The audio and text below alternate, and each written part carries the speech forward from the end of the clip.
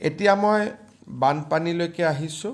যোৱা কালি আৰু দুদিন আগতে মোৰ ফেচবুক লাইভৰ জৰিয়তে কেইবাটাও ঘোষণা আমি শিৱসাগৰ, চৰাইদেউ, যোৰহাট, গোলাঘাট জিলাক লক্ষ্য কৰি আমি ঘোষণা কৰিছিলোঁ।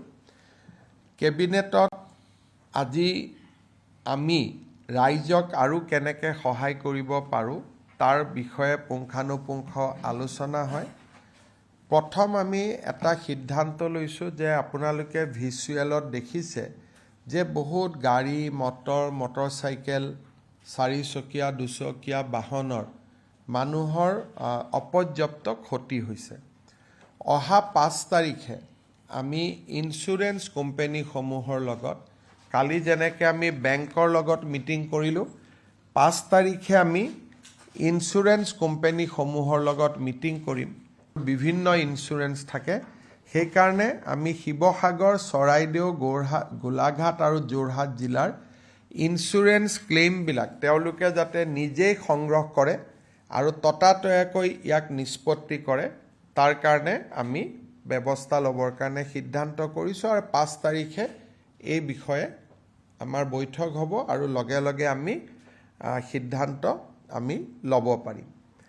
যোৱাকালি আপোনালোকে দেখিছে যে আমি বেংকসমূহৰ ক্ষেত্ৰত আমি মৰেটৰিয়াম দিছোঁ 6 মাহৰ বাবে, আৰু লোনটো ৰিএডজাষ্ট, এবছৰ 2 বছৰ লোনক ঘূৰাই দিয়া যিটো সীমা, তাকো আমি বৃদ্ধি কৰি দিছোঁ যাতে লোনৰ ইনষ্টলমেণ্টবিলাকৰ ক্ষেত্ৰতো আমাৰ ক্ষতিগ্ৰস্ত পৰিয়ালসকলে সকাহ পাব পাৰে।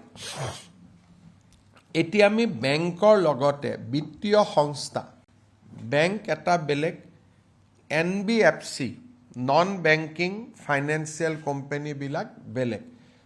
5 তাৰিখে আমি NBFCসমূহৰ লগতো মিটিং কৰিম যাতে বেংকৰ ক্ষেত্ৰত আমি যি সকাহ দিব পাৰিছোঁ সেইটো যাতে নন বেংকিং ফাইনেন্সিয়েল ইনষ্টিটিউশ্যনৰ পৰা যিসকলে লোন লৈছে তাতো সকাহ পায়। বিশেষকৈ আমাৰ নিবনুৱা যুৱকসকলে ট্ৰাক বা গাড়ী যিটো ব্যৱসায় কৰে, মেক্সিমাম লোন তেওঁলোকে বেংকৰ পৰা নলয়, তেওঁলোকে NBFCৰ পৰা লয়। সেইকাৰণে আমি NBFCৰ লগতো 5 তাৰিখে মিটিং কৰিম যাতে তেখেতসকলক আমি সহায় দিব পাৰোঁ। আমি যিটো 15,000 টকাৰ সাহায্য ঘোষণা কৰিছিলোঁ, মই ভাবোঁ যে আজি বা কালি আমাৰ এছেছমেণ্ট কমপ্লিট হৈ যাব। তাৰ গোটেই শিক্ষকসকলে লাগি আছে এছেছমেণ্টটো কৰাৰ ক্ষেত্ৰত, আৰু আমি ভাবোঁ 2 বা 3 তাৰিখে এই ধন আমি প্ৰেৰণ কৰিব পৰা অৱস্থাত আহিমগৈ। অহা কালি ইউনিফৰ্মসমূহ ডিষ্ট্ৰিবিউশ্যনৰ কাৰণে, ৰিডিষ্ট্ৰিবিউশ্যনৰ কাৰণে মুখ্যমন্ত্ৰীৰ সাহায্য পুঁজিৰ পৰা প্ৰায় 8 কোটি টকা আমি সমগ্ৰ শিক্ষা অভিযানক দিম, আৰু তেওঁলোকে পুঁজিখিনি তৎকালীনভাৱে স্কুল মেনেজিং কমিটিলৈকে হস্তান্তৰ কৰিব। গতিকে ইউনিফৰ্মৰ সমস্যাটো সমাধান হৈ যাব। টেক্সটবুক যোৱাকালিৰ পৰা পঠোৱা আৰম্ভ হৈছে, আৰু ষ্টুডেণ্টসকলৰো কোন ক্ষতিগ্ৰস্ত ষ্টুডেণ্টসকলৰো ডেটা লোৱাৰ যিটো কাম, যাতে আমি 1,000, 3,000, 5,000 পৰ্যন্ত সহায় কৰিব পাৰোঁ বুক গ্ৰাণ্ট, তাৰো এছেছমেণ্ট ইতিমধ্যে এডুকেশ্যন ডিপাৰ্টমেণ্টে আৰম্ভ কৰিছে। তাৰ আগতে ময়ো শিৱসাগৰ আৰু চৰাইদেউ জিলাত গৈ আহিম যাতে এই অভিযানটো আমি মেক্সিমাম 15 ডেইজৰ ভিতৰত আমি শেষ কৰিব পাৰোঁ, আৰু আগষ্ট মাহৰ ভিতৰতে যাৰ যি ডেমেজ হৈছে, কাৰোবাৰ গৰু ছাগলীৰ ডেমেজ, কাৰোবাৰ ঘৰৰ ডেমেজ, কাৰোবাৰ তাঁতশালৰ ডেমেজ, এজ পাৰ নৰ্মছ যাতে আমি পুঁজি উইদিন আগষ্ট মাহৰ ভিতৰতে আমি দিব পাৰোঁ, তাৰ কাৰণে ডেমেজ এছেছমেণ্টৰ কামটো আমি 7 তাৰিখৰ পৰা মিছন মুডত আমি কৰিব খুজিছোঁ। শিৱসাগৰ জিলাত প্ৰায় 550খন স্কুল এই গোটেই ঘটনাৰ পৰা ক্ষতিগ্ৰস্ত হৈছে। চৰাইদেউ জিলাতো কেইবাখনো স্কুল ক্ষতিগ্ৰস্ত হৈছে, আৰু বোকা বহুত সোমাই গৈছে। বিদ্যালয়বিলাকক ডেমেজ ৰিপেয়াৰিং বা বোকাসমূহ গুচোৱাৰ বাবে আমি 2 লাখৰ পৰা 3 লাখ টকা তেওঁলোকক আগবঢ়াম।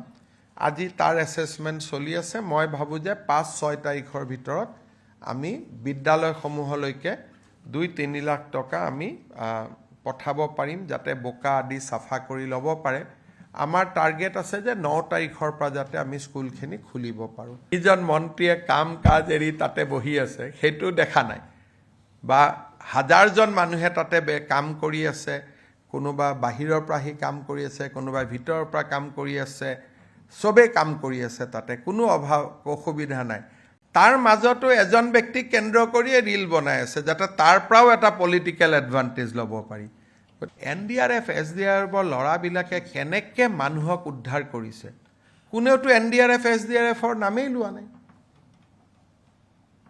সবে এইবিলাকহে দেখি আছে মোৰ লগত গোটেই ভিডিঅ' আছে যে কেনেকৈ কোচাত কোলাত লৈ লৈ জঁপিয়াই ল'ৰা মানুহক উদ্ধাৰ কৰিছে এনডিআৰএফ এছডিআৰএফৰ জোৱানবিলাকে আপোনালোকে দেখিব যে সবে জেকেট এটা পিন্ধি আছে ফটো উঠিছে ৰাবাৰ বুটত উঠিছে এইবিলাকতো সব এনডিআৰএফ এছডিআৰএফৰে বোট হয় বোটবিলাকতো ইয়াৰ পৰা যোৱা নাই গোটেই যিমান ইনফ্ৰাষ্ট্ৰাকচাৰ আপোনালোকে টিভিত কিছুমান ফটো দেখিব যে এইটো কি বুলি কয় ৰেড জেকেট আৰু ৰাবাৰ বুলেটত উঠি লাইফ জেকেট আৰু ৰাবাৰ বুটত উঠি মানুহে ৰিলিফ বা কাম কৰি আছে অসুবিধা একো নাই কিন্তু সেই বস্তুখিনিওতো